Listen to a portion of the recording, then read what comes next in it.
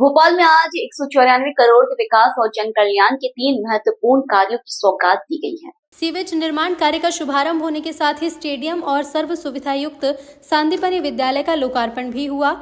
मुख्यमंत्री ने कहा और इसके साथ ही उन्होंने नवनिर्मित डॉक्टर श्यामा प्रसाद मुखर्जी स्टेडियम का लोकारंभ किया। यह स्टेडियम अंतर्राष्ट्रीय मानक के अनुरूप ट्रैक, इंडोर खेल परिसर, बैठने की उत्तम व्यवस्था, प्रशिक्षण युवाओं सुविधाओं से लैस है।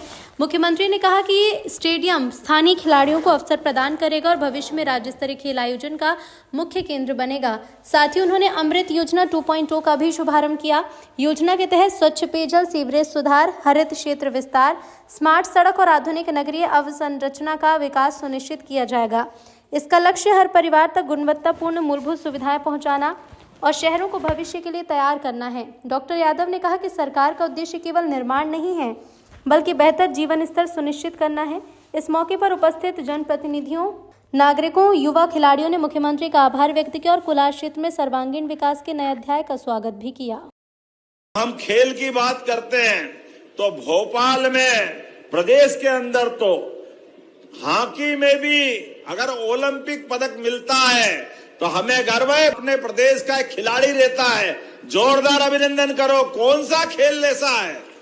महिला क्रिकेट, लाडली बहनाएं बैठी है, जोरदार अभिनंदन बहनों के लिए भी कर दो।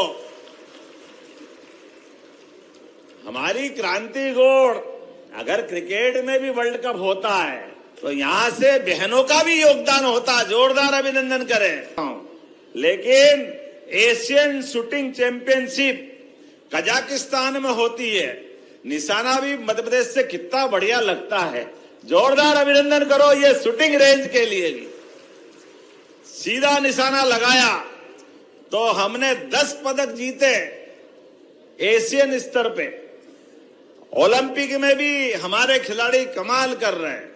और श्रीनगर, जो मैंने कश्मीर के बारे में कहा, खेलो इंडिया वाटर स्पोर्ट्स में मध्य प्रदेश के खिलाड़ियों ने 18 पदक प्राप्त करके पहला स्थान हासिल किया है, जोरदार अभिनंदन करें।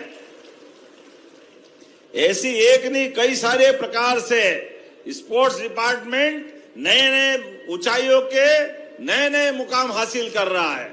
ओलंपिक, एशियाई गेम्स, अंतर्राष्ट्रीय प्रतियोगिता, ऐसे जब पदक जीतकर खिलाड़ी आते हैं तो हम उनको राजपत्रित पदों पर अर्थात फर्स्ट क्लास की नौकरी भी देने वाले हैं। जोरदार अभिनंदन करो खिलाड़ियों को प्रोत्साहन देने के लिए। और आउट ऑफ टर्न प्रमोशन, विशेष प्रोत्साहन, ये केवल पुरस्कार नहीं है, ये खिलाड़ियों के प्रति सम्मान भी व्यक्त करने का काम हमारी सरकार कर रही है। जिस प्रकार का समय चल रहा है, आज का समय तो हमारे लिए, भारत में खेलों की लंबी परंपरा है। मलखम, कुश्ती, कबड्डी, गिल्ली डंडा, घुड़दौड़, ये हमारे प्राचीन समय के खेल थे। लेकिन इन खेलों के आधार पर हमारी प्राचीन परंपरा भी कितनी बढ़िया थी।